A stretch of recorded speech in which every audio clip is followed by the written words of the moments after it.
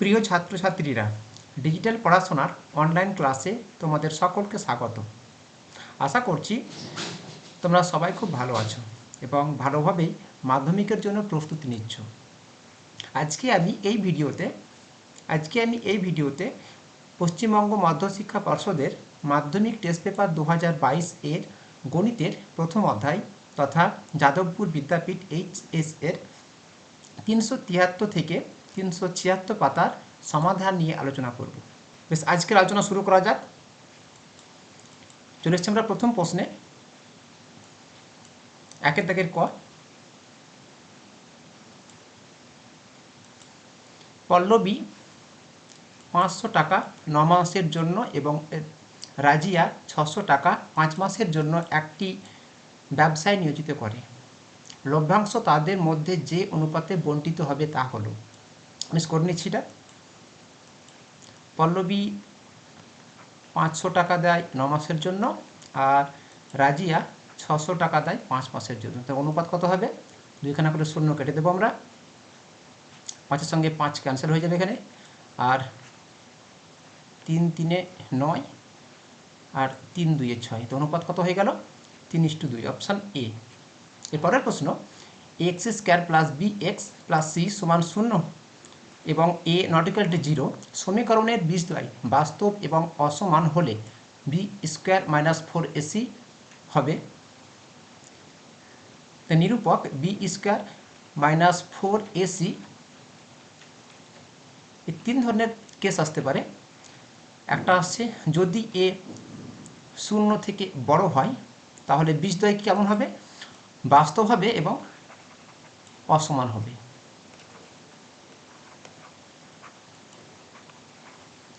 একটা আসতে পারে 0 সমান যদি চলে আসে তাহলে বীজদ্বয় কেমন হবে? বাস্তব হবে, কিন্তু সেই বীজদ্বয় আবার সমান হয়ে যাবে।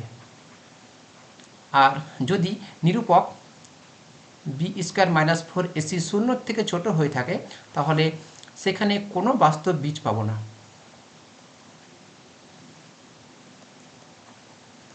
তাহলে এই প্রশ্নের সঠিক উত্তর হয়ে যাবে নিরূপক বি স্কোয়ার মাইনাস 4ac 0 থেকে বড়, অপশান এ। এরপরের প্রশ্ন, দুটি বৃত্তের ব্যাসার্ধের দৈর্ঘ্য 3 সেমি এবং 5 সেমি। বৃত্ত দুটি পরস্পরকে বহিঃস্পর্শ করে, তবে বৃত্ত দুটি কেন্দ্রদ্বয়ের মধ্যে দূরত্ব কত হবে? বেশ, আমি এঁকে নিচ্ছি একটা বৃত্ত। ধরে নিচ্ছি একটা বৃত্ত এবং এর পাশে আর একটা ছোট বৃত্ত এঁকে নিচ্ছি। এগুলো হচ্ছে তার কেন্দ্র। প্রথম বৃত্তের ব্যাসার্ধ আমি ধরে নিচ্ছি এটা হচ্ছে 5 সেমি এবং পরে বৃত্ত আছে তার ব্যাসার্ধ হচ্ছে 3 সেমি। তাহলে কেন্দ্রদ্বয়ের মধ্যে দূরত্ব কত হচ্ছে? এই দুইখানে ব্যাসার্ধের যোগফল, এক কথায় 5 এবং 3-এর যোগফল কত হবে? তাহলে 8 হয়ে যাবে। তার মানে এই প্রশ্নের সঠিক উত্তর হয়ে যাবে অপশান ডি, 8 সেমি। এরপরের প্রশ্ন, দুটি ঘনকের আয়তনের অনুপাত 1:27 হলে ঘনক দুটি সমগ্র তলের ক্ষেত্রফলের অনুপাত কত হবে? তাহলে আয়তন ধরে নিচ্ছি দুইখানা ঘনকের বাহুর দৈর্ঘ্য, একটা হচ্ছে A1 এবং A2। তাহলে যদি আয়তন করি আমরা, আয়তন কেমন হবে? এদের কিউব। তাহলে এদের অনুপাত মানে কিন্তু দেওয়া হচ্ছে 1:27। তাহলে এখান থেকে আমরা A1:A2 বার করে নিতে পারবো, সেটা হবে কিউব।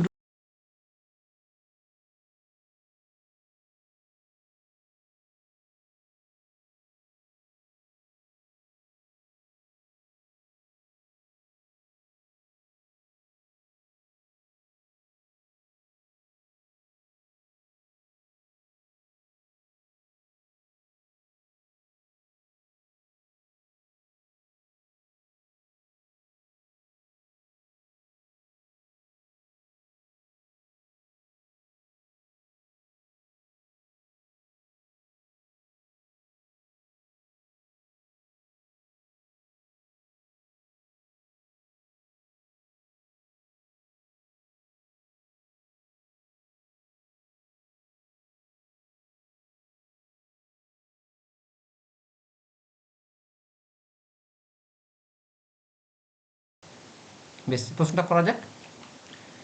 তাহলে ইস্টু বলেছে, এটাকে আমরা বাই করে লিখব। 27/64 সমান 3/4/a।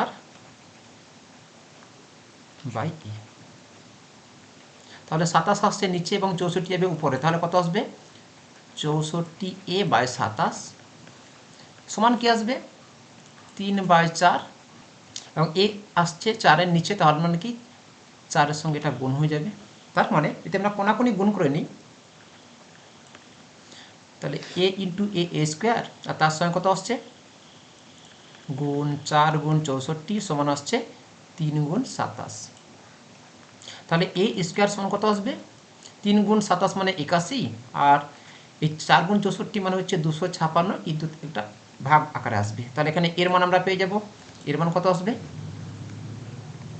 √81/256, তার মানে 9 9 81 আর 16 16 256। তার মানে সঠিক উত্তর হয়ে যাবে এর মান অপশান সি। এরপরের প্রশ্ন, দুটি সমকেন্দ্র বৃত্তের কেন্দ্র ও। বেশ, একটা বৃত্ত এঁকে নিচ্ছি আমরা। একটা বৃত্ত হলো এবং একটি সরল রেখা একটি বৃত্তকে এ এবং বি বিন্দুতে এবং অপর একটি বৃত্তকে সি এবং ডি বিন্দুতে ছেদ করে। তাহলে আরও একটা বৃত্ত আঁকতে হবে, সমকেন্দ্রীয় বৃত্ত মানে দুইখানা বৃত্ত আঁকতে বলেছে আমাদের। বেশ, এঁকে নিলাম। এখন এই বৃত্তের কেন্দ্র হচ্ছে ও। তাহলে প্রথম একটা রেখা আমরা টানছি, যেটা কি করছে, এর নাম হচ্ছে এ এবং এর নাম হচ্ছে বি, স্পর্শ করছে। এবং পরে যদি এটাকে একটু বড় করে দিই, তাহলে এটা হচ্ছে সি এবং এটা হচ্ছে ডি। এখন বলে দিচ্ছে যে এসি মানে হচ্ছে 5 সেমি। তাহলে এটা যদি 5 সেমি হয়ে থাকে, তাহলে বিডি, এক কথায় এটার মান কত হবে? তা সমকেন্দ্রিক বৃত্তের একটা বৈশিষ্ট্য আছে কি, যখন ও বৃত্ত আমরা আঁকছি, ওর মধ্যে যে ব্যাসার্ধ পাচ্ছি এবং ওসি একটা বৃত্ত পাচ্ছি, তার কিন্তু ব্যাসার্ধ এখানে তফাৎ আমরা পেয়ে যাচ্ছি 5 সেমি। তাহলে ঠিক একই রকম জিনিস কিন্তু এখানেও কাজ করবে। তাহলে এটা কত হবে? বিডি মানে কিন্তু সে 5 সেমি হয়ে যাবে। তার মানে সঠিক উত্তর কত হবে? Option B. এর পরের প্রশ্ন, কোনো মূলধন 10 বছরে দ্বিগুণ হলে বার্ষিক সরল সুদের হার কত হবে? তাহলে কোনো একটা টাকা ছিল, সে টাকা দ্বিগুণ হয়ে গেছে, তাহলে মূলধন কত হবে? এখন মূলধন আমরা ধরে নিচ্ছি পি, সেটা কি হয়ে গেছে? 2p, এক কথায় দ্বিগুণে পরিণত হয়ে গেছে। কত বছর সময় নিচ্ছে? 10 বছর। তাহলে আমরা জানি আয় সমান কি? সুদ, তাই তো? সুদ সমান হচ্ছে পি আর টি বাই 100। তাহলে এখান থেকে আমরা লিখতে পারবো সুদের হার কি? আর। তাহলে পি আর টি সমান হচ্ছে আই ইন্টু 100, তাই তো? তাহলে এখান থেকে আমরা আর মানে কত পেয়ে যাব? I by 100 by P into T. তাহলে লক্ষ্য করো, এখানে পি টাকা দেওয়ার পর সুদে আসলে সেটা 2p টাকাতে পরিণত হয়েছে। তাহলে এই ক্ষেত্রে সুদের পরিমাণ কত? নিশ্চয় পি। তাহলে একটা পি আসল এবং একটা পি সুদ, সেটাকে নিয়ে আমরা সুদ আসলে কত পেয়েছি? 2p টাকা। তাহলে এখন আয় মানে কত লিখবো? আমরা পি লিখবো, 100 জায়গায় 100 লিখলাম, এবং পির জায়গায় পি, আর টি বলে দিয়েছে 10 বছর, তাহলে 10 লিখলাম। তাহলে পির সঙ্গে পি কেটে যাবে এবং 10-এর সঙ্গে 100 কাটলে আমরা 10 পাবো। তার মানে এটার উত্তর কত হয়ে যাবে? 10%। এরপরে প্রশ্ন, এক্স প্লাস 2 এবং এক্স মাইনাস 3 এর মধ্যে সমানুপাতি এক্স হলে এক্স এর মান কত হবে? বেশ, এটা সমাধান করে নিচ্ছি আমরা। তাহলে মধ্য সমানুপাতি কীভাবে লিখব? এক্স বাই 2 বাই এক্স সমান এক্স বাই এক্স মাইনাস 3। কোনাকুনি গুণ করবো, তাহলে এক্স ইন্টু এক্স কত লিখব? এক্স স্কোয়ার সমান 2x plus 2 into x minus 3। একটু গুণ করে নেব, বা এক্স স্কোয়ার সমান কত আসবে? X into x, x square, তারপরে 3 into x minus 3x plus 2 into x plus 2x এবং প্লাস ইন্টু মাইনাস মাইনাস এবং 3 গুণ 2 মানে হচ্ছে 6।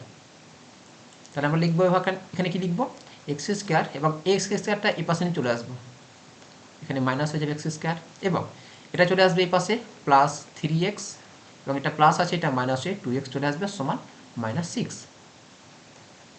এখন দেখো এখানে এক্স স্কোয়ারের সঙ্গে মাইনাস এক্স স্কোয়ার কেটে যাবে, তাহলে 3x থেকে 2x বিয়োগ করলে কত আসবে, x আসবে, আর সেটা কিসের মান, -6-এর সমান হবে। এখানে কত হবে x এর মান, -6। এরপরে প্রশ্ন, দুটি বিন্দুর সংযোজক সরল রেখাংশ তার একই পার্শ্বে অপর দুটি বিন্দুতে সমান সম্মুখ কোণ উৎপন্ন করলে বিন্দু চারটি কেমন হবে, সেই বিন্দু চারটি হবে সমবৃত্তস্থ।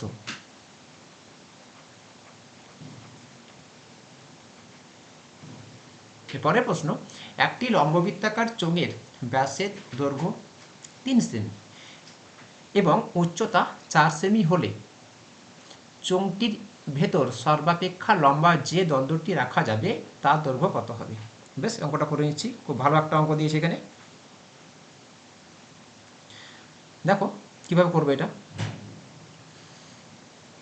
তা চোঙ আমরা এঁকে নিচ্ছি, একটা চোঙ,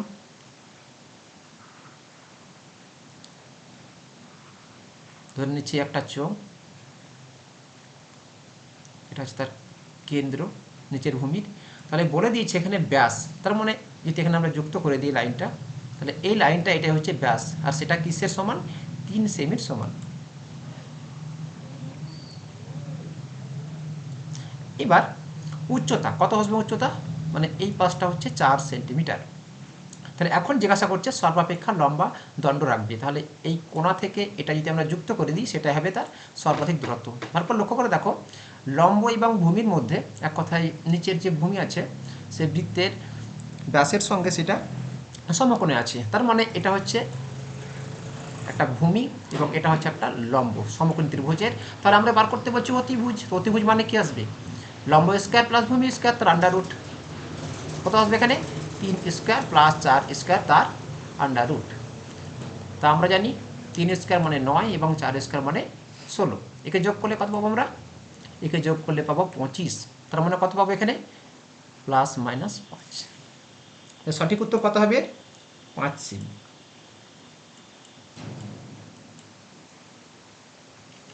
পরের প্রশ্ন, একটি ত্রিভুজের কোনো কোণের ড্যাশ কোণটির বিপরীত বাহুকে অন্তস্থভাবে কোণ বাহু সংলগ্ন বাহু দুটির দৈর্ঘ্যের অনুপাতে বিভক্ত করে, তাহলে সেই ধরনের বাহুকে কি বলা হয়, অন্তঃসমাদ্বিখণ্ডক বলা হয়।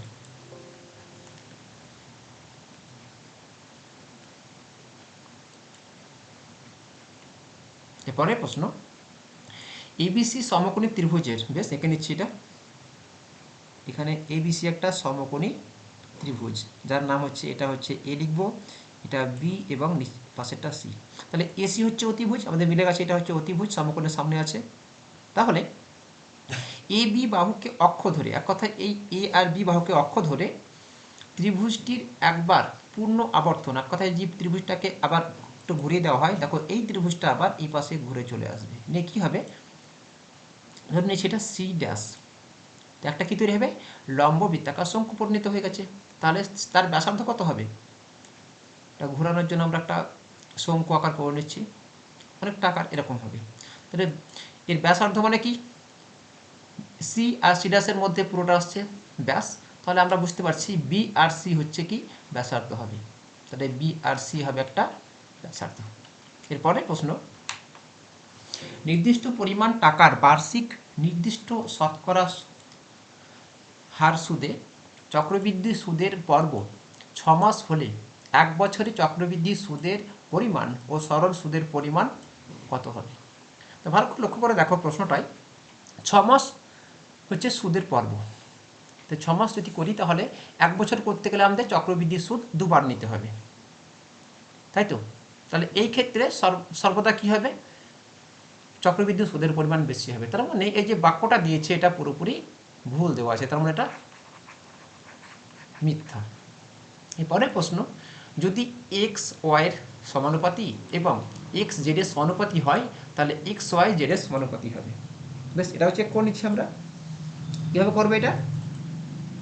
তাহলে আমরা লিখতে পারি এখানে এক্স সমানুপাতি ওয়াই যদি লিখি তাহলে আমরা একটা ধ্রুবক ধরে নিচ্ছি, কে একটা অশূন্য ভেদ ধ্রুবক, তাহলে এক্স সমান কে ওয়াই। তাহলে এখান থেকে আমরা ওয়াইয়ের মানটা লিখব, কীভাবে লিখব, বা কে ওয়াই সমান এক্স, অতএব ওয়াই সমান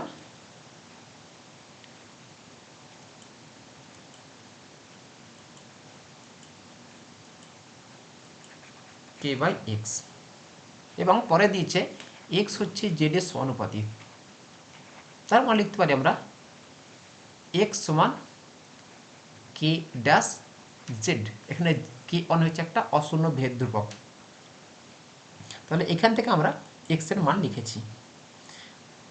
তাহলে যে প্রশ্ন দেওয়া আছে এক্স ওয়াই, তাহলে আমরা লিখছি এক্স ওয়াই, তাহলে সমান দিয়ে লিখছি এক্স মানে কত আসছে কে ওয়ান জেড, আর ওয়াইয়ের মান লিখেছি আমরা K by X, K by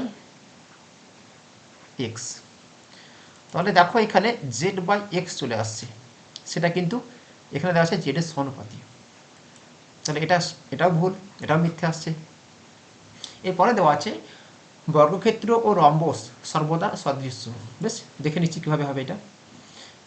আমি এঁকে নিচ্ছি একটা বর্গক্ষেত্র যার 4টি বাহু সমান এবং 4টি কোণের সমকোণ।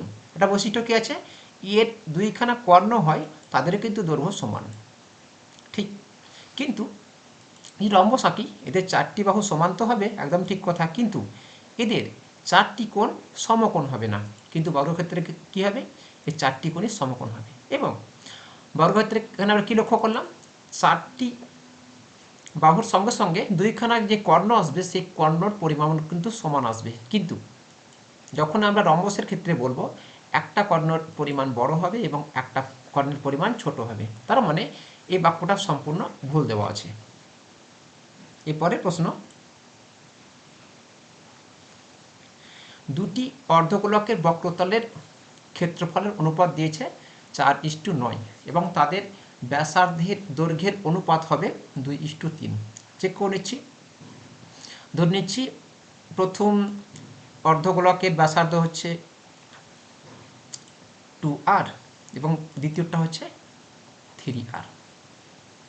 তাহলে বক্রতল কত হবে এদের, 2 পাই আর স্কোয়ার, 2 পাই আর স্কোয়ার মানে 2r square is two 2 pi 3r তার স্কোয়ার। এখানে 2r ক্যান্সেল হয়ে যাবে, 2 স্কোয়ার করলে 4 পাবো, তার মানে 4r square is two 9r square. তার মানে এখানে আর স্কোয়ার যদি কেটে দিই কত আসবে, এখানে অনুপাত আসবে 4:9, আর সেখানে কিন্তু কি দিয়েছে 4:9 দিয়েছে, তার মানে এই বাক্যটা পুরোপুরি ঠিক, এটা সত্য হবে। এরপরে প্রশ্ন, √75 এবং √147 সদৃশ্যকরণী চেক করে নিচ্ছি। তার আমরা প্রথমে লিখবো √75 সমান কি লিখতে পারবো, এটা ভেঙে নিচ্ছি 3 গুণ 25, বেশ 25 কিন্তু আমরা বর্গমূল করতে পারবো, কত হবে 5 গুণ 5, তার মানে একটা 5 বাইরে চলে আসবে এবং ভেতরে 3 থেকে যাবে। এবং √147 এটাকেও ভেঙে নিচ্ছি আমরা, দেখো এটা 7 দিয়ে কাটবে, তাহলে 7 দুগুণ 14, 3 7 21, বেশ 21টাকে আরেকবার ভেঙে নাও, তাহলে কত আসবে 7 গুণ 3, দুইখানা 7-এর যদি বর্গমূল করি কত আসবে, একটা 7 বাইরে চলে আসবে এবং ভেতরে থাকবে √3। বার করে দেখো √3 এখানেও আছে এবং √3 এখানেও আছে, তাহলে এটা কি সদৃশ্যকরণী, একদম ঠিক। এরপরে প্রশ্ন, গোলক একটি ত্রিমাত্রিক ঘনবস্তু, হ্যাঁ গোলক একটি ত্রিমাত্রিক ঘনবস্তু, এটাও ঠিক দেওয়া আছে। এরপরে প্রশ্ন, বার্ষিক নির্দিষ্ট শতকরা চক্রবৃদ্ধি হার সুদে কিছু টাকা n বছরে দ্বিগুণ হলে কত বছরে 4 গুণ হবে। তাহলে n বছরে দ্বিগুণ হচ্ছে, কোনো একটা টাকা ধরে নিচ্ছি সেই টাকাটার পরিমাণ হচ্ছে p টাকা ছিল, যদি সেটাকে n বছর আমরা চক্রবৃদ্ধি সুদে রাখি তাহলে কত আসবে, সেটা আসবে 2p টাকা, এটাই বলে দেওয়া আছে। তাহলে সেই টাকা 4 গুণ হতে তাহলে পি টাকা 2p টাকা হতে কতদিন সময় লাগছে n বছর। তাহলে পরের বছর যে আসলটা পাচ্ছি আমরা সেটা হচ্ছে 2p টাকা। তাহলে এই 2p টাকা কি হবে, 2p টাকাকে আমাদের কি করতে হবে 4 গুণ করতে হবে। তার মানে কি এই পিকে যদি আমরা 4 গুণ করি কত আসবে 4p আসবে। তাহলে পির সঙ্গে যদি দ্বিগুণ করি আমরা তাহলে 2p আসবে, আর সেটা হতে কত বছর সময় লাগে n বছর। আর 2p থেকে 4p করতে গেলে সেটা কিন্তু দ্বিগুণ, সেটা কত বছর সময় লাগবে তাহলে সেটা হচ্ছে n বছর। তাহলে মোট সময় কত লাগছে, এখানে সময় লাগছে একটা n বছর, এখানে সময় লাগছে n বছর, মোট সময় কত লাগছে 2n বছর। সেটা কীভাবে করবো আমরা, এই 2p টাকা হচ্ছে সুদ আসল। হ্যাঁ, তাহলে 2p টাকা হতে সময় লাগে কত লাগছে n বছর। তাহলে 1 টাকা হতে কত সময় লাগবে, তাহলে n/2p বছর। কিন্তু আমাদের কত গুণ করার দরকার 4 গুণ। তাহলে অতএব 4p টাকা হতে সময় লাগে সমান n/2p ইন্টু উপরে যাবে 4pর গুণ। তো 2pর সঙ্গে 4p কাটলে কত আসবে এখানে 2। তো আনসার কত পেয়ে গেলাম আমরা 2n বছর। দেখা যাক পরের প্রশ্ন। একটি অংশীদারি ব্যবসায় সমীর, ইদ্রিস ও অ্যান্টনির মূলধনের অনুপাত 1/6:1/5:1/4। বছরের শেষে ব্যবসায় মোট লাভ 3,700 টাকা হলে অ্যান্টনির লাভ কত হবে। বেশ, এদের দেওয়া আছে মূলধনের অনুপাত। আমরা জানি মূলধনের অনুপাত এবং লভ্যাংশের অনুপাত সমান হয়। তাহলে এখানে লিখব আমরা কি, অতএব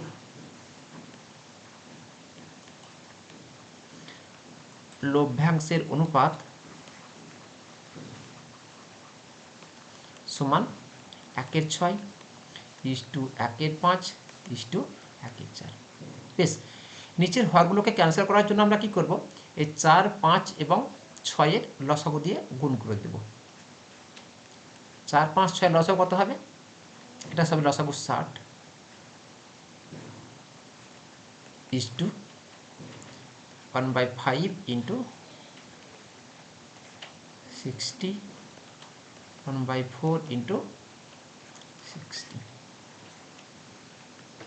6 1 6, 6 10 60। তাহলে এখানে কত পাবো আমরা 10 পাবো, = 5 1 5, 5 12 60। তার মানে এখানে পাচ্ছি 12 এবং 4 1 4, 4 15 60, মানে এখানে পাবো আমরা 15। লিখব আনুপাতিক যোগফল সমান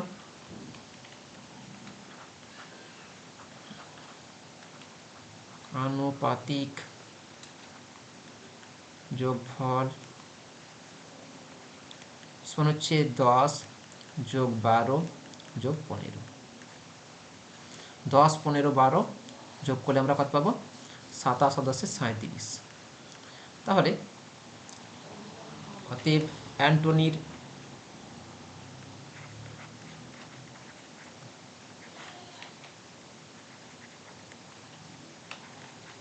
লাভ কত হবে, অ্যান্টনি কোনটা, এখানে প্রথমে দেওয়া আছে সমীর, ইদ্রিস, অ্যান্টনি, তার মানে 15 আসবে উপরে, আর নিচে কত আসবে আনুপাতিক যোগফল 37। লাভ হয়েছে কত টাকা, এখানে দেওয়া আছে 3,700 টাকা, এখানে 3,700 দিয়ে গুণ, এটা হচ্ছে টাকা। 37কে 37 আর এখানে দুটো শূন্য গুণ হয়ে যাবে, তার মানে 100। তো 15 গুণ 100 মানে 1,500 টাকা। এরপরের প্রশ্ন, x² - 22x + 105 সমান যদি 0 হয়ে থাকে তাহলে এই সমীকরণের বীজদ্বয় অ্যালফা এবং বিটা।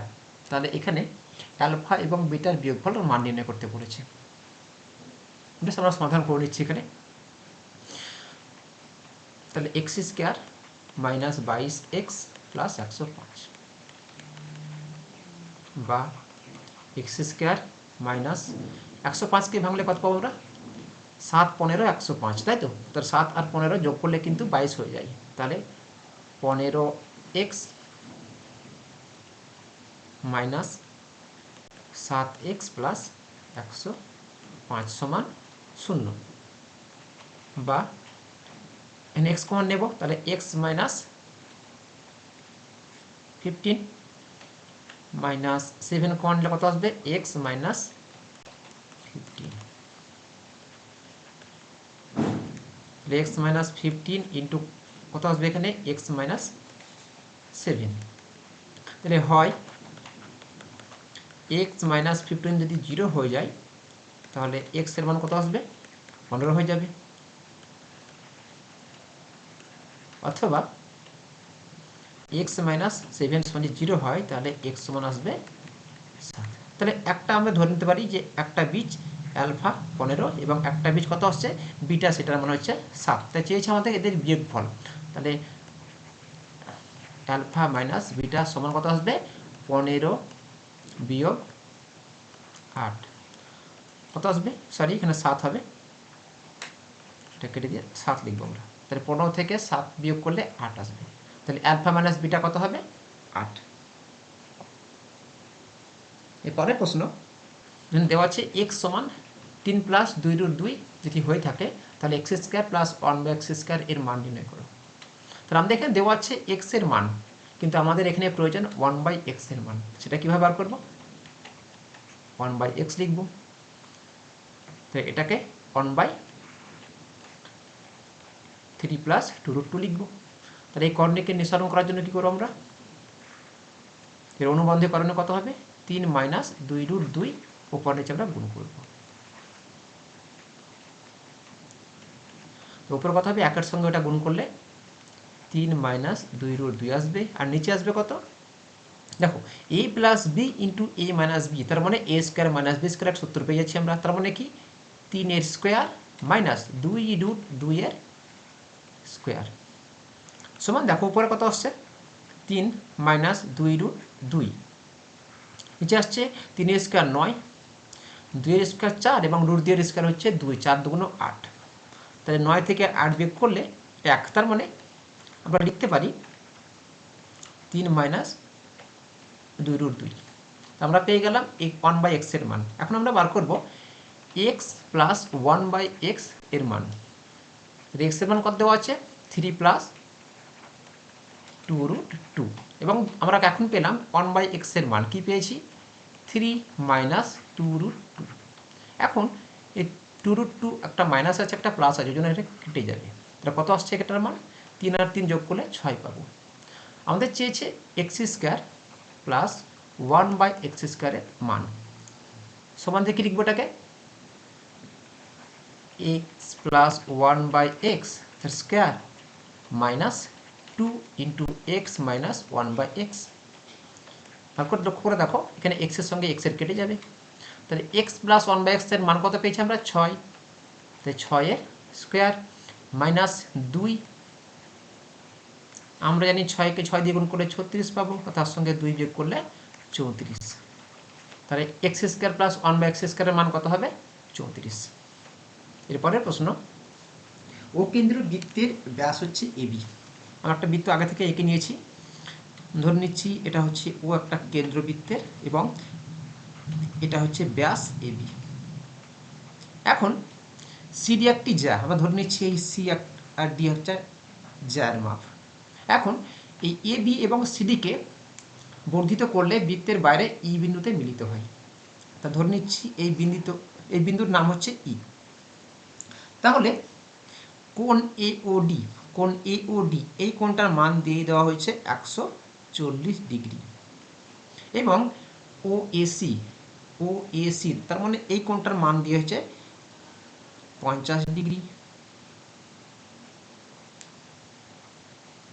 তাহলে জিজ্ঞাসা করা হয়েছে কোণ BED, কোণ BED এর মান কত হবে সেটা জিজ্ঞাসা করা হয়েছে। বেশ কীভাবে করবো দেখে নাও। তাহলে এটা হচ্ছে AB হচ্ছে ব্যাস, তাহলে একটা সরল কোণ পাচ্ছি এখানে আমরা, তার সরল কোণ এটা যদি 140 হয় তো এই কোণটা কত পাবো আমরা এখানে লিখব অতএব কোণ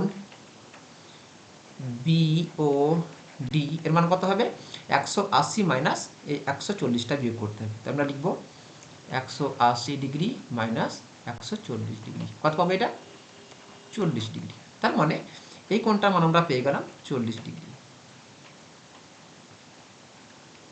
এখন লক্ষ্য করে দেখো এখানে ও বি একটা বৃত্তের ব্যাসার্ধ এবং ওডিও কিন্তু বৃত্তের ব্যাসার্ধ। তার মানে এখানে ও বি এবং ওডি দুইখানা বৃত্তের ব্যাসার্ধ হওয়ার কারণে দুটো বাহু সমান। তার মানে এদের সামনে যে কোণগুলো থাকবে সেগুলো সমান হবে। তাহলে একটা কোণের পরিমাপ আমরা পেয়েছি 40 ডিগ্রি। তাহলে এখন দুইখানা কোণের পরিমাণ আছে কত আমরা, তাহলে কোণ ও বি ডি এবং এখানে কোণ আরেকটা কি হবে ও ডিবি, ও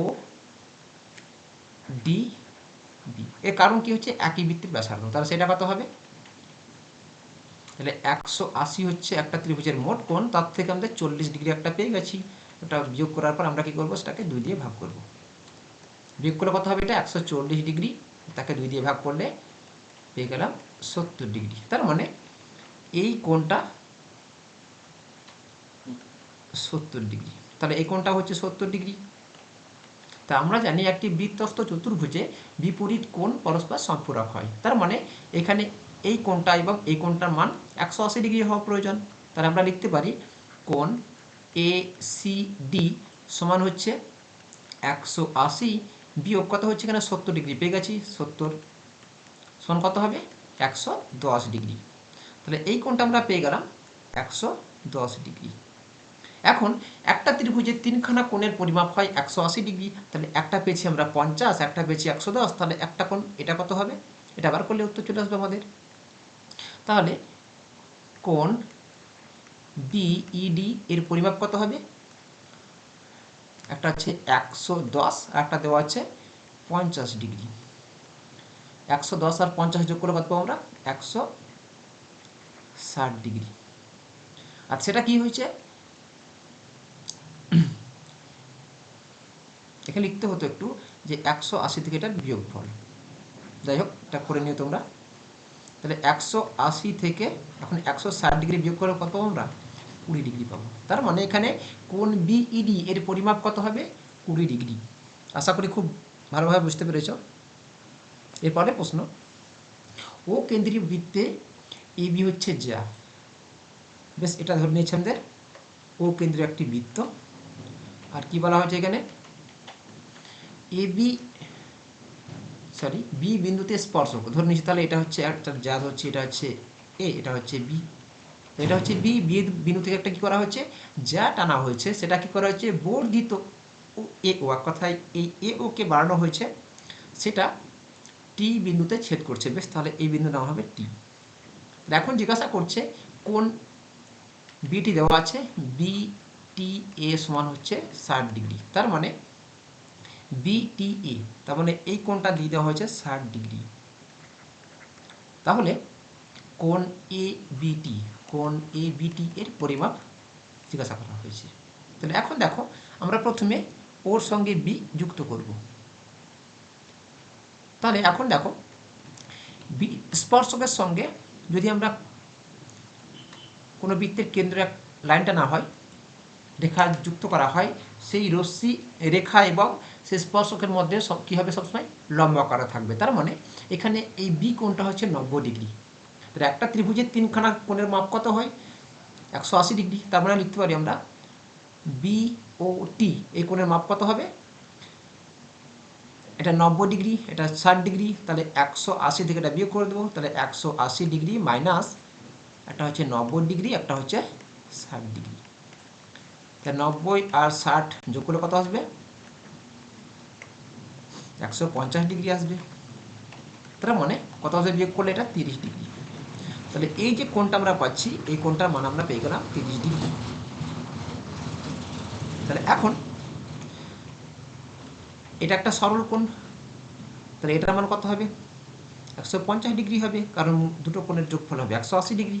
তাহলে এইটা হচ্ছে 150 ডিগ্রি। এখন দেখো এখানে এ ও এবং ও বি দুটোই কিন্তু একই বৃত্তের ব্যাসার্ধ। আমরা লিখতে পারি এখানে ও এ সমান ও বি, কারণ কি, একই বৃত্তের ব্যাসার্ধ, তোমরা ব্র্যাকেটে লিখে নেবে এটা। হ্যাঁ, এখন দেখো যদি এটা দুটোই সমান হয়ে যায়, তার মানে এই বাহুটা এই বাহুটা যদি সমান হয়ে যায়, তো এই বাহুর সামনে আছে এই কোণটা এবং এই বাহুর সামনে আছে এই কোণটা, তাহলে এগুলো সমান হবে। তাহলে লিখতে পারি আমরা কোণ ও এ বি সমান কোণ ও বি এর সমান। আর সেটা কি হবে,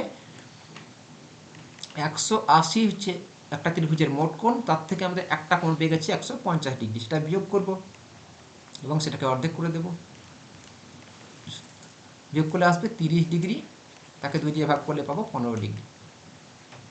তাহলে এই কোণটা পেলাম 15 ডিগ্রি এবং এই কোণটা হচ্ছে 15 ডিগ্রি। জিজ্ঞাসা করা হয়েছে এ বিটি, তার মানে এ বিটি। এখন দেখো আমরা বার করতে পারি ইজিলি, এ বিটি মানে হচ্ছে কোণ এ বিও এবং ও বিটি। তাহলে আমরা ও বিটি মানে জানি 90 ডিগ্রি, তো অতএব লিখবো এখানে, অতএব কোণ এ বিটি সমান কোণ ও বিটি, তার সমান যুক্ত করবো কি আমরা, ও বি এ, কোণ ও বি এ। তাহলে ও বিটি কোণের মান আমরা বার করেছিলাম 90 ডিগ্রি, একটা সমকোণ, এবং এখন বার করলাম ও বি এ কোণের মান, সেটা হচ্ছে 15 ডিগ্রি। যোগ করলে কত পাবো আমরা, 105 ডিগ্রি। এরপরের প্রশ্ন, দুটি সদৃশ্য ত্রিভুজের পরিসীমা যথাক্রমে 20 সেমি ও 16 সেমি। প্রথম ত্রিভুজের একটি বাহুর দৈর্ঘ্য 9 সেমি হলে দ্বিতীয় ত্রিভুজের অনুরূপ বাহুর দৈর্ঘ্য কত হবে? ধরি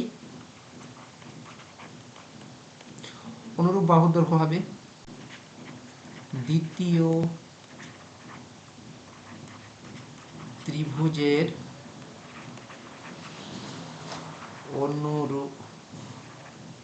অনুরূপ বাহুর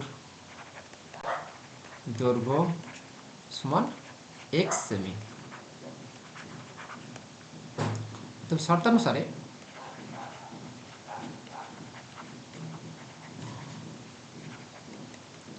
প্রথম ত্রিভুজের পরিসীমা হচ্ছে 20 সেমি, নিচে লিখবো আমরা দ্বিতীয় ত্রিভুজের পরিসীমা সেটা আছে 16 সেমি, আর প্রথম ত্রিভুজের একটি বাহু দিয়ে দেওয়া আছে এখানে 9 সেমি, এখানে লিখবো 9 সেমি, আর দ্বিতীয় ত্রিভুজের বাহুর আমরা কি ধরলাম, x সেমি। বা তাহলে 20x সমান হচ্ছে 16 গুণ 9, বা x সমান কত আসবে, 16 গুণ 9, আর তাকে কী করবো আমরা 20 দিয়ে ভাগ করে দেবো। বেশ, 9 16 গুণ করলে আমরা পাবো 144, আর তাকে লিখবো 20।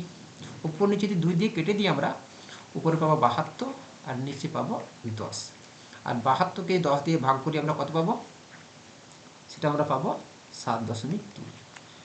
অতএব x সমান 7.2 সেমি। আমরা কি লিখতে পারবো, অতএব দ্বিতীয় ত্রিভুজের অনুরূপ বাহুর দৈর্ঘ্য 7.2 সেমি। এরপরের প্রশ্ন, একটি নিরেট লম্ব বৃত্তাকার চোঙের দুটোর পরিমাপ কিন্তু সমান বলে দিয়েছে, তাহলে এটা সমান করে দেবো। অতএব শর্তানুসারে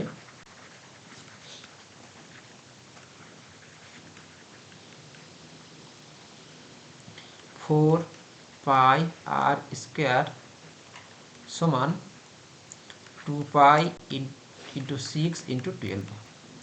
2 পাইয়ের সঙ্গে 2 পাই পাইয়ের সঙ্গে পাই ক্যান্সেল, আর এখানে 2 পাই যদি আমরা ক্যান্সেল করি, সরি এটা পাই ক্যান্সেল হয়েছে, তাহলে 4 1 4, 4 3 12, আমরা লিখতে পারি, বা আর স্কোয়ারের পরিমাণ হচ্ছে 6 3 6 18 2 36, বা আর সমান হচ্ছে √36। অতএব আর সমান কত আসবে, 6। যেহেতু কোনো গোলকের ব্যাসার্ধের পরিমাণ ঋণাত্মক হতে পারে না, তার মানে আর এর মান কত আসবে, অতএব আর এর মান আসবে শুধু 6। তো অতএব গোলকটির ব্যাসার্ধ সমান 6 সেমি। এরপরের প্রশ্ন, তিনটি নিরেট ঘনক যাদের প্রত্যেকটি ধারের দৈর্ঘ্য যথাক্রমে 3 সেমি 4 সেমি এবং 5 সেমি, ঘনক তিনটিকে গলিয়ে একটি নিরেট ঘনক তৈরি করা হলো, তা নতুন ঘনকটির একটি ধারের দৈর্ঘ্য নির্ণয় করতে বলা হয়েছে। ধরে নিচ্ছি, ধরি নতুন ঘনকের একটি ধারের দৈর্ঘ্য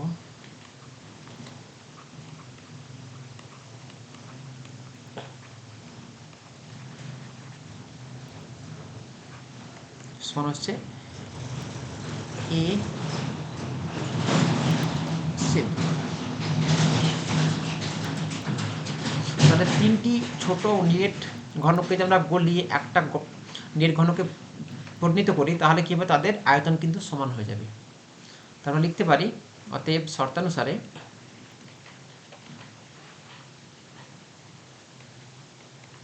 তাহলে নতুন গোলকের আয়তন কত হবে, নতুন ঘনকের আয়তন এ কিউব ঘন সেমি। এবং তিনটি যে ঘনক আছে, একটা হচ্ছে 3 সেমি ধার বিশিষ্ট, একটা হচ্ছে 4 সেমি এবং 5 সেমি। তাই এদের আয়তন কত হবে, প্রথমেরটা হবে 3-এর কিউব, পরেরটা হবে 4-এর কিউব এবং পরেরটা হবে 5-এর কিউব। বা এ কিউব সমান 3-এর কিউব হচ্ছে 27, 4-এর কিউব হচ্ছে 64 এবং 5-এর কিউব হচ্ছে 125। বা এ কিউব যোগ করে নিচ্ছি আমরা, 7-4 11, 5 16, 6, 6 দিয়ে 8 আর দিয়ে 10 একে 11, 1 যোগ করলে 2। বা এ মানে হচ্ছে কিউব রুট অফ 216। তা আমরা জানি 6-এর কিউব হচ্ছে 216, কিউব হচ্ছে 6। তাহলে আমরা লিখতে পারবো অতএব এ সমান 6। তো লিখব অতএব নতুন ঘনকটির একটি ধারের দৈর্ঘ্য সমান 6 সেমি। এরপরে প্রশ্ন দেখে নাও। এখানে দেওয়া আছে এক্স হচ্ছে এক্স বাই ওয়াই সমানুপাত দেওয়া আছে এক্স প্লাস ওয়াই। তো সলভ করে নিচ্ছি এটাকে, আমি ধরে নিচ্ছি এক্স বাই ওয়াই সমান একটা অশূন্য বৃহৎ ধ্রুবক কে এই গুণফলের সমান। লিখে আমরা ঘুরিয়ে লিখতে পারি এটাকে, ব্র্যাকেটে লিখে নেবে কে একটি অশূন্য ভেদ ধ্রুবক। তাহলে কে ইন্টু এক্স প্লাস ওয়াই সমান কত লিখবো আমরা, এক্স বাই ওয়াই। বা এক্স প্লাস ওয়াই সমান কত লিখবো, এটা এক্স বাই ওয়াই। দেখো এখানে গুণ হয়ে আছে, এটা নিচে চলে আসবে না, এটা ওয়াই ইন্টু কে চলে আসবে। তো একই রকমভাবে ওয়াই বাই এক্স সমানুপাতি এক্স মাইনাস ওয়াই। তাহলে ওয়াই বাই এক্স সমান এখানে একটা বৃহৎ ধ্রুবক ধরে নিচ্ছি আমরা, কি ধরবো এখানে কে ওয়ান। এটা লিখে নেবে কে ওয়ান একটি অশূন্য বৃহৎ ধ্রুবক। তো এটা ঘুরিয়ে লিখবো আবার, বা K one into x minus Y সমান হচ্ছে ওয়াই বাই এক্স। বা এক্স মাইনাস ওয়াই সমান কত হবে, ওয়াই বাই এক্স। আর দেখো কে ওয়ান এখানে গুণ ছিল, এই পাশে সেটা হবে ভাগ। তাহলে এখন দেখো চেয়েছে আমাদের x square minus y square. আমরা জানি এটা হচ্ছে এ স্কোয়ার মানে বি স্কোয়ার ফর্মে ভাঙতে পারবো, কী আসবে সেটা a plus b into a minus b. তার মানে x plus y into x minus Y. তাহলে এখন এ প্লাস বি আমরা কথায় এক্স প্লাস ওয়াইয়ের মান কত পেয়েছিলাম, x by y into k, এবং এক্স মাইনাস ওয়াইয়ের মান কত পেলাম, y by x into k one. তাহলে এখন দেখো এই ওয়াইয়ের সঙ্গে ওয়াই ক্যান্সেল হয়ে যাবে এবং এই এক্সের সঙ্গে এক্স ক্যান্সেল হয়ে যাবে। কী হলো সেটা, one by k into k one. তাই এটা একটা অশূন্য বৃহৎ ধ্রুবক। অতএব x square minus y square একটি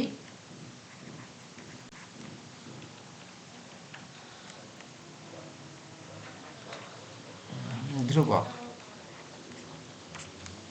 এরপরের প্রশ্ন দেখে নাও, শতকরা বার্ষিক সরল সুদের হার কত হলে কোনো টাকার 10 বছরের সুদ আসলে 2/5 অংশ হবে তা নির্ণয় করি। তো এটা কিভাবে করবো, আমরা ধরে নিচ্ছি এখানে আসল ধরে নাও, ধরি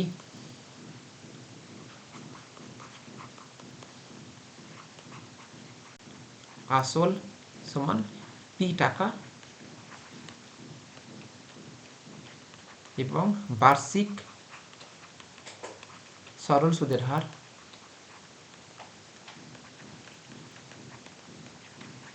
সমান R%। তো 10 বছরের সুদ কত হবে? অতএব পি টাকার 10 বছরের সরল সুদ সমান হবে পি আর মানে R%, আর টি মানে হচ্ছে 10 বছর। মানে কাটলে কত পাবো আমরা?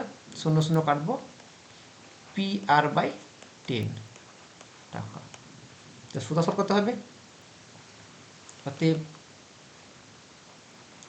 সুদ আসল সমান আসবে পি হচ্ছে আসল এবং সুদ পেলাম পি আর বাই 10।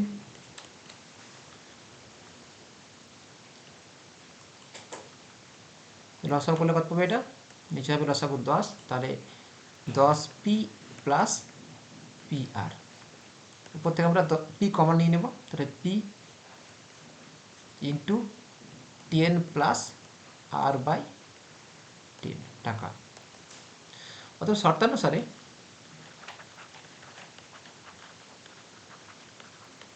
এখানে একটা কথা বলা হয়েছে, সুদ আসলে সুদ কত পেয়েছি আমরা? P r by 10। তো লিখছি সুদ আসল কত পেলাম এখন? P into 10 plus r by 10। সুদ আসলে 2 এর 5 গুণ, তা 2 এর 5 দিয়ে গুণ করে দাও।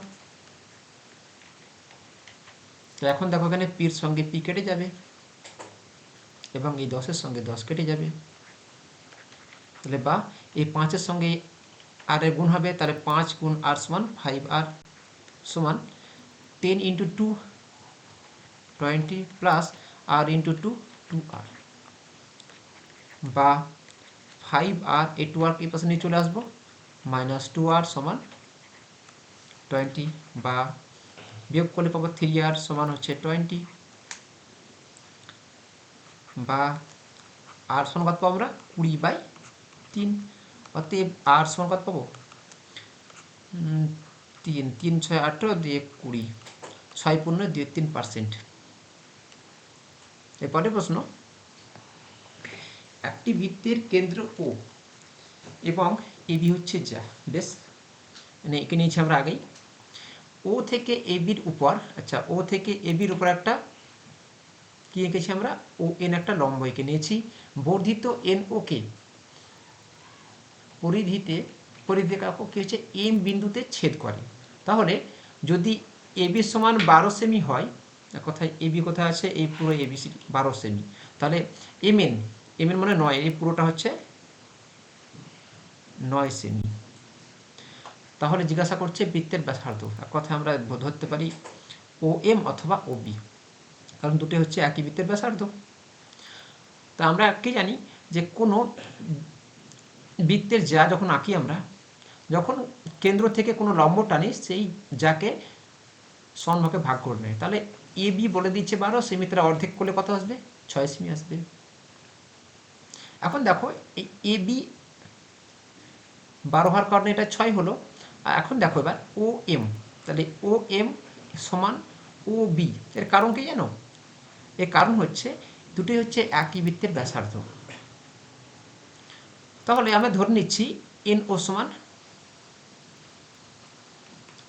ধরি এন ও সমান এক্স সেমি।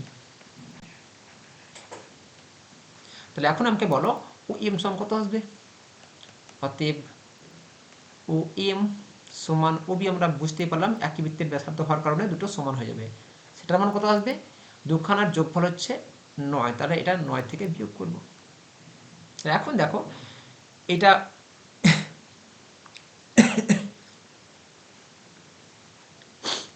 তারপর ওবি কত পেলাম? এর পরবর্তী প্রশ্ন, একটি বৃত্তের কেন্দ্র ও এবং এবি যা, ও থেকে এবি এর উপর লম্ব ও এন, বর্ধিত এন ও পরিধিকে এম বিন্দুতে ছেদ করে। যদি এবি সমান 12 সেমি এবং এম এন সমান 9 সেমি হয়, তবে বৃত্তটির ব্যাসার্ধ নির্ণয় করো। আমরা আগে থেকে একটা ছবি এঁকে নিয়েছি পাশে। তো এখানে ও একটা বৃত্তের কেন্দ্র এবং এবি হচ্ছে একটা জ্যা। এবিটি পরিমাণ বলে দেওয়া হয়েছে 12 সেমি, এবং এনওকে যদি যুক্ত করা হয় সেটা দিয়েছে একটা এবির উপর বর্ধিত লম্ব দিয়েছি, তাই তো। আর আমরা জানি লম্ব, কেন্দ্র থেকে টানা লম্ব কোনো যাকে সমদ্বিখণ্ডিত করে। তার মানে এবি যদি 12 সেমি হয়, এবি যদি 12 সেমি হয়ে থাকে, তাহলে এখানে এ এন অথবা বি এন দুটোই সমান কিন্তু। তাহলে আমরা লিখতে পারি এখানে এ এন সমান বি এন সমান কিন্তু কী হবে, এই 12 সেমির অর্ধেক, তার মানে 6 সেমি। এখন আমরা পেয়ে গেলাম এটা 6 সেমি। আবার লক্ষ্য করে দেখো, ও হচ্ছে বৃত্তের কেন্দ্র, ও থেকে এম পর্যন্ত যে দূরত্ব, ও থেকে বি পর্যন্ত একই দূরত্ব। তার মানে যদি এটা ব্যাসার্ধ ধরি, আমরা এটা ব্যাসার্ধ যদিও, ও বি যদি আমরা ব্যাসার্ধ ধরি, তাহলে এম এনও কিন্তু ব্যাসার্ধ। তাহলে এখানে বলে দিয়েছে এম এন, এক কথায় এই পুরো যে মানটা, এই পুরো মানটা হচ্ছে 9 সেমি। তাহলে আমি ধরে নিচ্ছি, ধরি এন ও সমান এক্স সেমি। তাহলে এখন ও এম কত, এন ও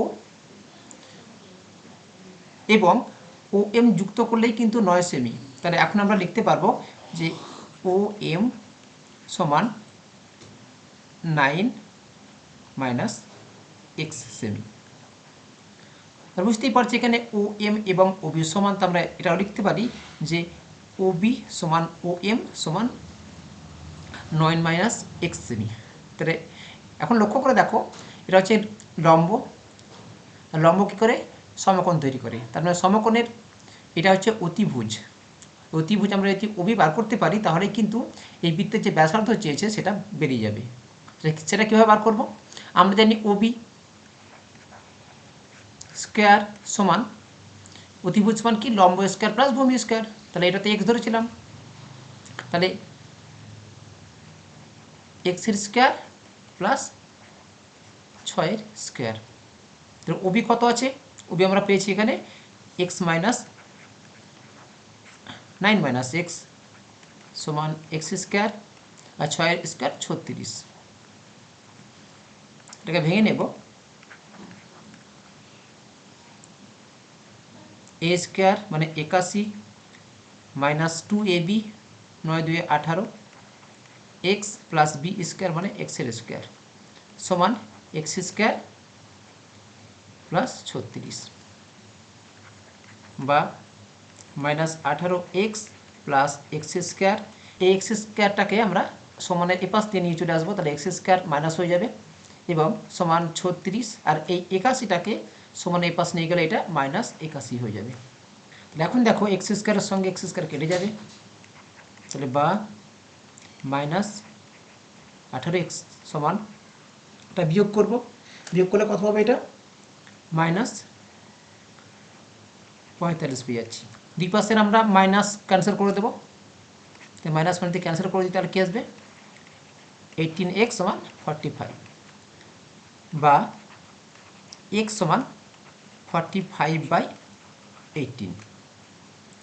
দেখো এটাকে 9 দিয়ে কাটা যাবে, 9 2 18 আর 5 9 45, তাহলে কত লিখতে পারবো আমরা 5/2। অতএব x সমান কত, 5কে 2 দিয়ে ভাগ করলে 2.5 হয়ে যাবে। তাহলে আমরা ও এন যাকে x ধরেছিলাম সেটা আমরা পেয়ে গেলাম কত 2.5 সেমি। তাহলে এখন ওবি সমান কত হবে,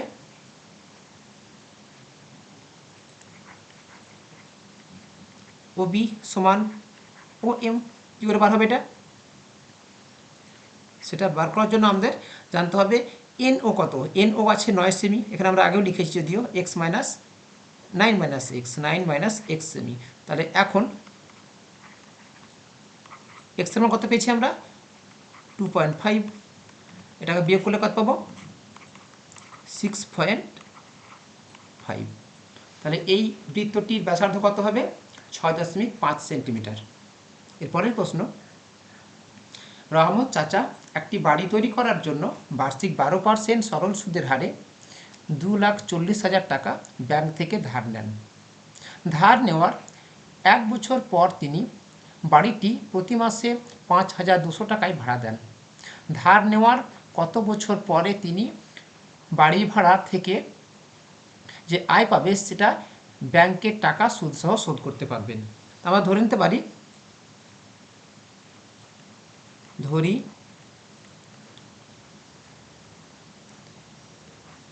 তিনি এক্স বছর পর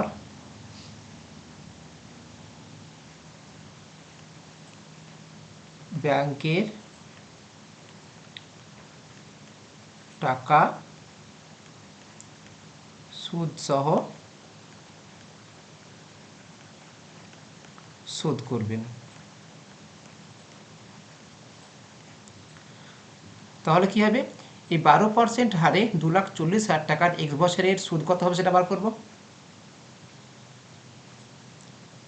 অতএব এক্স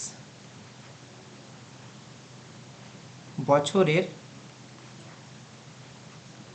সুদ কত হবে, PRT বাই 100 আমরা জানি, সুদ যদি আয় হয় তাহলে আমরা জানি পি হচ্ছে মূলধন, আর হচ্ছে সুদের হার এবং টি হচ্ছে সময়, তাকে 100 দিয়ে ভাগ করলে সেটাই হবে সুদের পরিমাণ। তাহলে মূলধন কত আছে এখানে, 2,40,000, আমি লিখে নিচ্ছি 2,40,000, আর হচ্ছে 12%, 12, টি হচ্ছে এক্স বছর এবং নিচে লিখব 100, এটা হবে টাকা। তাহলে 0 0 কেটে নেব, তাহলে 24 গুণ 12 মানে 288, আর দুইখানা 0 মানে 28,800 টাকা। তো এটাই হচ্ছে সুদ। এখন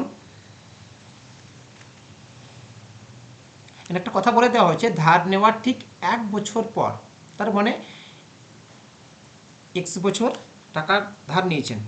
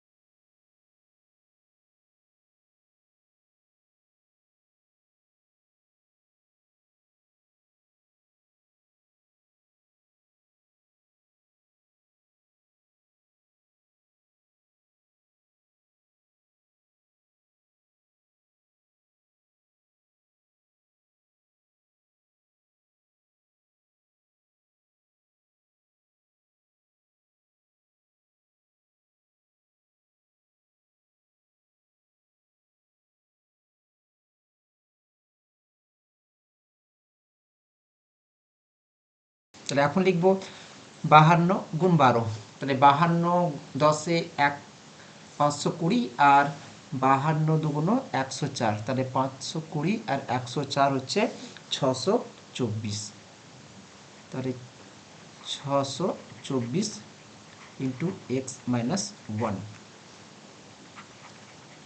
বা 288x সমান, এটা গুণ করে নেব, 624-এর সঙ্গে x গুণ করলে 624x, আর 624-এর সঙ্গে 1 গুণ করলে 624, আর এখান থেকে আমরা 2400 সমানের এই পাশে এনে বিয়োগ করে দেব, বা 288x, এই 624x এই পাশে গিয়ে বিয়োগ করে দেব, 624x সমান, এখান থেকে কী পাবো আমরা, 2400 সঙ্গে 624 যোগ করলে 3024 পাবো। এরপর লাইন আমরা এখানে লিখছি, বা তাহলে 288 আর 624, এটা বিয়োগ করলে আমরা পেয়ে যাব মাইনাস 336x সমান মাইনাস 3024, বা x সমান মাইনাস 3024 বাই মাইনাস 336। অতএব x সমান, দেখো যদি আমরা 336কে 9 দিয়ে গুণ করি তাহলে আমরা পেয়ে যাব 3024। তো x এর মান কত আসবে এখানে? 9। তো লিখে নেবে, অতএব তিনি ধার নেওয়ার x, এক কথায় 9 বছর পর তিনি বাড়ি ভাড়া থেকে আয় করে ব্যাংকের টাকা সুদসহ পরিশোধ করবেন। এর পরের প্রশ্ন, বার্ষিক 4% হারে কত টাকার 2 বছরের সরল সুদ ও চক্রবৃদ্ধি সুদের অন্তর 80 টাকা হবে?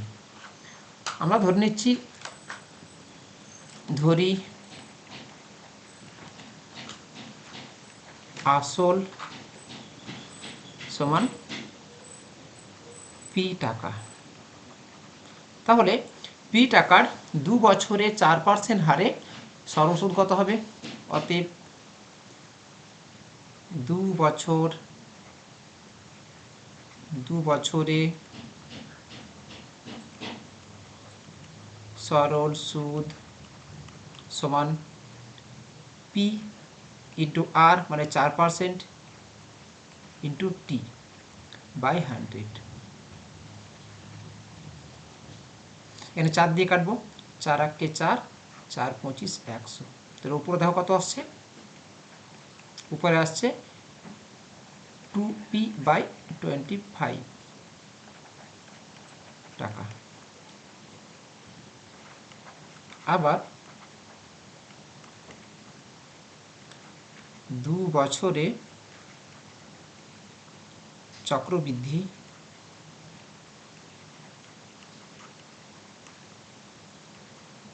সুদ সমান পি ইন্টু 1 প্লাস আর আছে 4% আর বাই 100 স্কোয়ার। এটা গেল সমল বৃদ্ধি, এক কথায় সুদ এবং আসল, তার সঙ্গে যদি আমরা পি এক কথায় মূলধন বিয়োগ করি সেটাই হবে চক্রবৃদ্ধি সুদ। দেখো তো কত আসবে, দেখো তাহলে এখান থেকে আমরা উভয় পক্ষ থেকে পি কমন নিয়ে নিচ্ছি, তাহলে পি ভেতরে কত আসছে এটা কেটে নেব একটু, 4 একে 4, 4 25 100, তাহলে 1 প্লাস 1 বাই 25, তার সঙ্গে কী করবো আমরা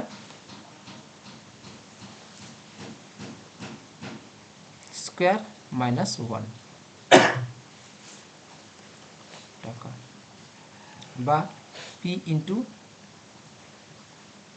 লসাগু করে নেব, 25 হবে লসাগু, তাহলে 25 সঙ্গে 1 গুণ করলে 25, তার সঙ্গে 1 যোগ তার স্কোয়ার, আর তার থেকে 1 বিয়োগ, তাহলে পি 25 সঙ্গে 1 যোগ করলে পাবো 26, নিচে পাবো 25, আর তারই স্কোয়ার থেকে 1 বিয়োগ, অথবা পি ইন্টু 25 স্কোয়ার কত হবে, 25 25 হচ্ছে 625, আর 26 26 হচ্ছে 676, তার থেকে 1 কম, বা পি ইন্টু লসাগু হবে 625, তাই 625 হবে 676 থেকে 625 সঙ্গে 1 গুণ করলে 625 ঘুরে আসবে, আবার বিয়োগ করে কত আসবে পি ইন্টু, তাহলে 676 থেকে 25 বিয়োগ করলে কত আসবে 51 বাই 625। তো এটা গেল চক্রবৃদ্ধি সুদ। আর আমরা জানি একই সময়ে বিশেষ করে 2 বছর, দেখো 2 বছরে চক্রবৃদ্ধি সুদের পরিমাণ বেশি হবে নিশ্চয়ই, তাহলে আমরা লিখতে পারি অতএব শর্তানুসারে, তাহলে 51 সঙ্গে পি গুণ করলে কত পাবো আমরা 51p বাই 625, এটা হচ্ছে চক্রবৃদ্ধি সুদ। আর 2p বাই 25 এটা হচ্ছে সরল সুদ, আর তার তফাৎ বলে দিয়েছে অন্তর 80 টাকা। তাহলে এটার বিয়োগফল হচ্ছে 80। বা একটু লসাও করে নেব। তাহলে 25 আর 625 লসাও কত হবে? 625 হবে। তাহলে এখানে পাবো 51p, 625কে 25 দিয়ে ভাগ করলে পাবো 25, আর তাকে 2 দিয়ে গুণ করলে 25 গুণ 2 50। তাহলে 50p সমান 80।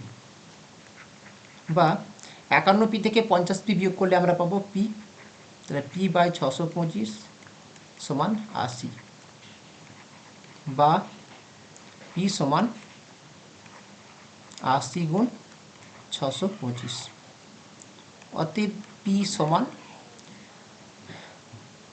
তাহলে যদি এটা গুণ করা যায়, 6 8 48, 48,000 টাকা। আর এখানে 8 25 200 মানে 2000 টাকা, মানে 48,000 আর 2000 যোগ করলে 50,000 টাকা। তো অতএব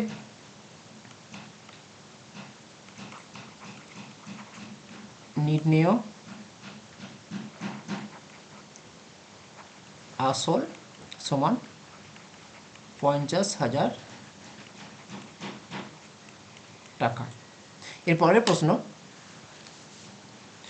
বছরের প্রথমে অমল ও অজয় যথাক্রমে 24,000 এবং 30,000 টাকা দিয়ে যৌথভাবে ব্যবসা শুরু করেন, কিন্তু কয়েক মাস পরে অমল আরও 12,000 টাকা ওই ব্যবসায়ে মূলধন দেন। বছরের শেষে ওই ব্যবসায়ে 14,030 টাকা লাভ হলো এবং অমল 7,130 টাকা লভ্যাংশ পেল। তাহলে অমল কত মাস পরে ব্যবসায়ে 12,000 টাকা দিয়েছিল?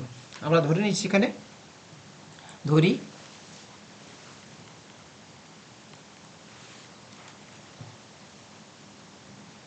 অমল x মাস পরে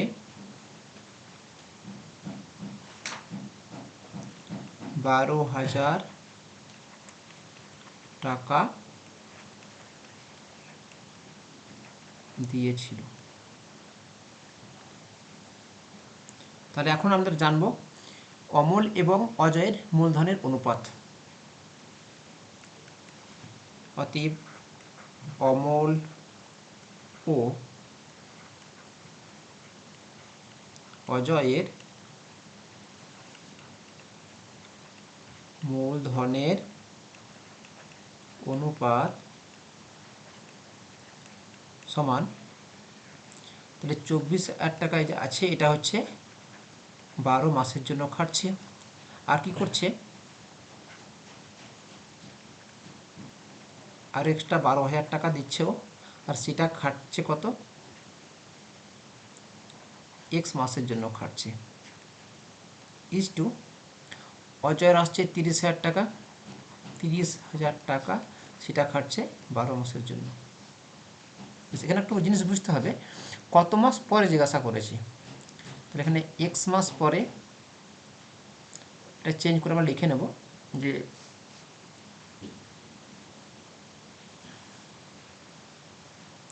অমলের টাকা, অমলের যে 12,000 টাকা সেটা x মাস খেটেছে।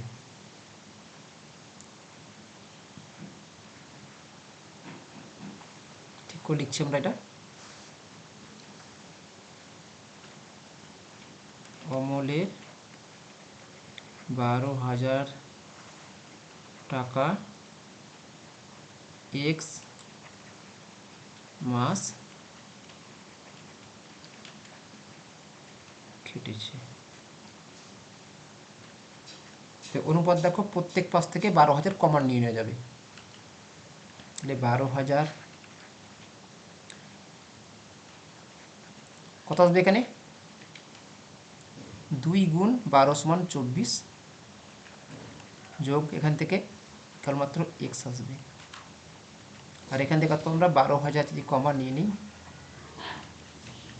এখান থেকে 30 পাবো আমরা। তাহলে এই দুই পাশ থেকে আমরা 12,000 আর 12,000 কেটে দেব। তাহলে এই পাশে পাবো 24 প্লাস এক্স ইজ টু 30। তাহলে এই হচ্ছে তাদের মূলধন এবং লভ্যাংশের অনুপাত। তাহলে এখন আমরা লিখব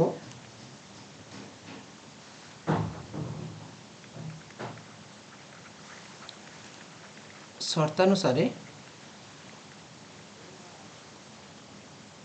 তাহলে অমলের প্রাপ্ত লাভ কত? অমলের প্রাপ্ত লাভ হচ্ছে 24 প্লাস এক্স, মোট কত লাভ?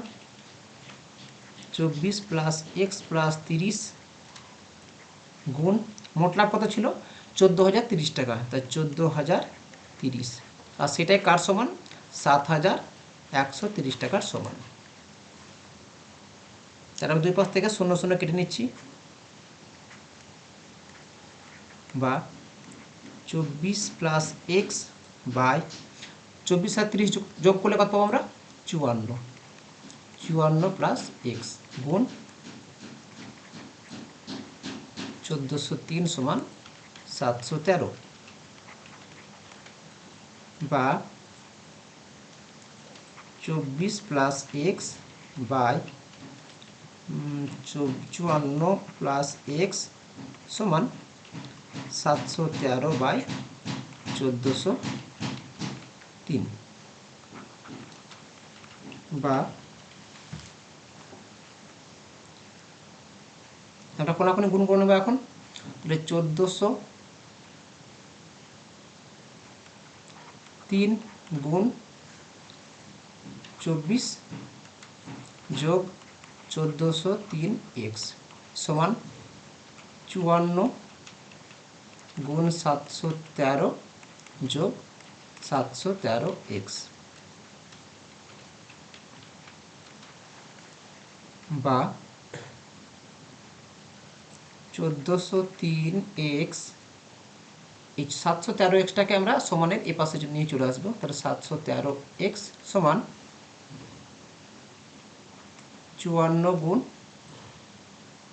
713 বিয়োগ এখানে আছে 1403 গুণ 24, 1403 গুণ 24, সেখান থেকে আমরা বিয়োগ করে নেব। এখানে হচ্ছে 690 এক্স সমান, এখান থেকে দেখো 6 কমান নিয়ে নেওয়া যাবে, তাই 6 কমান নিলে কত আসবে? 6 9 54 আর 713 বিয়োগ 1403 গুণ 6 নিলে 4 থাকবে এখানে, বা এক্স সমান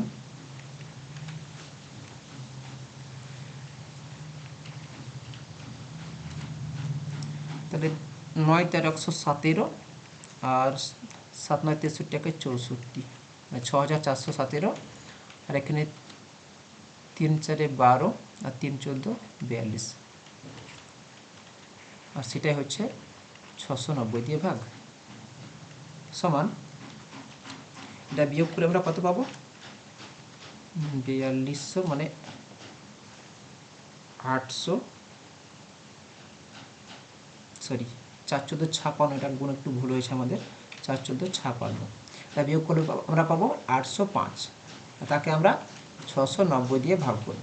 দেখো 690-এর মধ্যে দেখো এই যে সংখ্যাটা আছে, এটা 23-এর উৎপাদক একটা, কদিকে কাটবে এটা?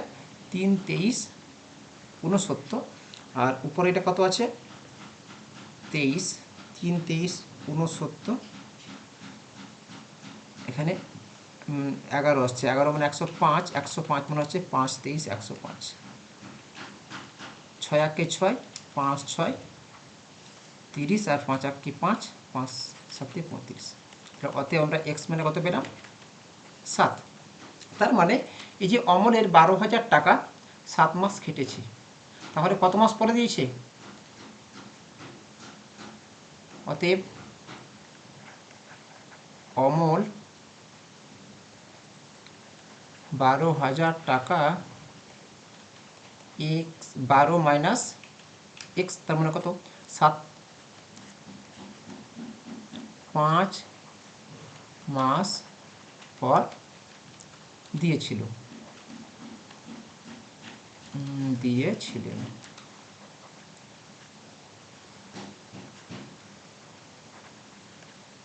এই ছিল আজকের ভিডিওটি ভালো লাগলে লাইক করো এবং বন্ধুদের সঙ্গে শেয়ার করো। এর পরবর্তী ভিডিওতে আমি 6 থেকে অবশিষ্ট দাগের প্রশ্নগুলির সমাধান নিয়ে আলোচনা করব। ভিডিওটি দেখার জন্য ধন্যবাদ।